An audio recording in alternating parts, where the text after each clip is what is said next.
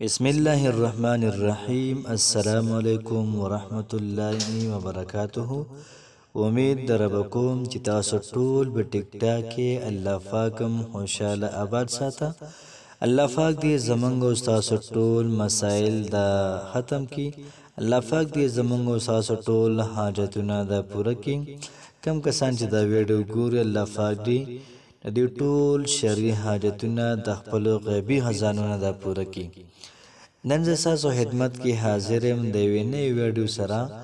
نن چې کومه زموږ دا ویډیو ده دا کومه وظیفه ده ډېره زیاته ناشنا او ډېره زیاته اعلی وظیفه ده. د موقع مناسبت سره محترمو دا وظیفه ده.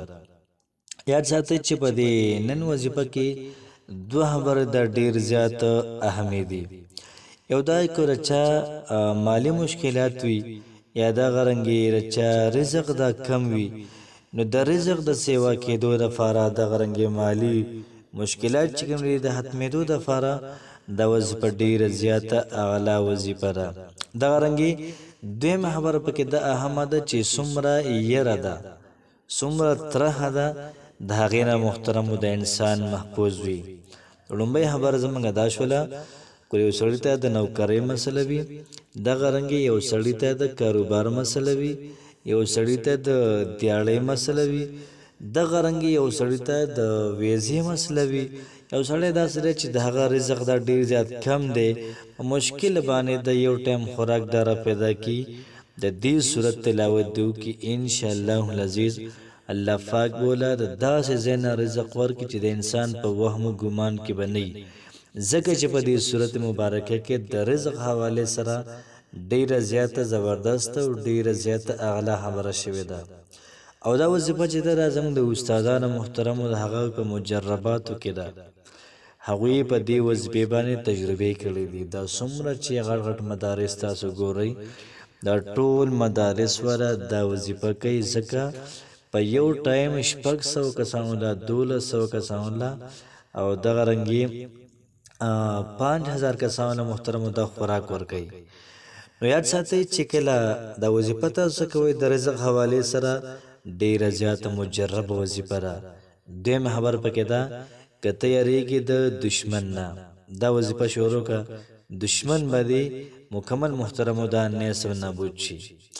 که ته یریږې د سحر نه په تا باندې څوک سحر کوي، که ته یریږې د جادو نه، که ته یریږې د حسد نه، که ته یریږې د بغض او د کینې نه، که ته یریږې د غیبت نه یریږې. په دې دویمه خبره کې دا خبره ډېره زیات اهمه ده چې کم سړی د کم قسم څیز نه یریږي انشاءالله العزیز د دې وظیفې په برکت باندې به ستاسو رزق داسې واشي.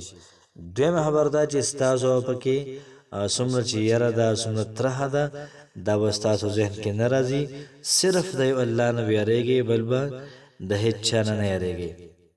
نن چې کومه زموږ وظیفه ده نو دا وظیفه د سورة القریش وظیفه ده. بسم الله الرحمن الرحیم. لإيلاف قريش إيلافهم رحلة الشتاء والصيف فليعبدوا رب هذا البيت الذي أطعمهم من جوع وآمنهم من خوف. د دې صورت محترمو دا وظیفه ده او په دې کې الذي اطعمهم من جوع چې کوم کسان وږي لفاق او لږو کسانو له صبر کوي رزق له ورکوي. نو په دې ځای چې کله موږ راورسېږو کو د کاروبار مسله دی وي ذهن کې راوله، د نوکرۍ مسله دی وي ذهن کې راوله، دیاړۍ مسله وي ذهن کې راوله، دغه رنګ ستا په درستخان باندې لوښي کم دي دغه څیز په ذهن کې راوله. وآمنهم من خوف چې کله دې ته موږ راورسېږو نو په دې کې د دشمن تصور به وکړې ستا کوم دشمن دی یا کوم سړی تا سره حسد کوي، کوم سړی داسې دی چې هغه نظرباز دی د هغه نیت به کې محترم ودا وکړي تصور ته به یې راولي. وظیفه داسې ده چې موږ به سهار 3 پیرې درود ابراهیمي ووایو، بیا به د هغې نه بعد 11 پیرې سورة القریش دا به ووایو، او دغه رنګې ماښام به 3 پیرې درود ابراهیمي، دغه رنګې بیا سورة القریش 11 پیرې او بیا درود ابراهیمي. مطلب دا شو ساره ماهم 11 پیرې او مخکې وروسته درې پیرې دا درود ابراهیمی ویل دا محترم دا فکر دی. الله پاک دې زموږ استاد ټول مالی مشکلات دا ختم کی. الله پاک دې زموږ کتونکو لا زموږ اوریدونکو لا بے حسابه بے کتابه مال او دولت محترم دور کی او د هر قسمه ظالم نه د هر قسمه جابر نه د هر قسمه نظرباز نه د هر قسمه حسد کوونکی نه او د هر قسمه دشمن نه نجات ورکی. الله پاک هم خوشاله ساته. السلام علیکم ورحمت الله وبرکاته.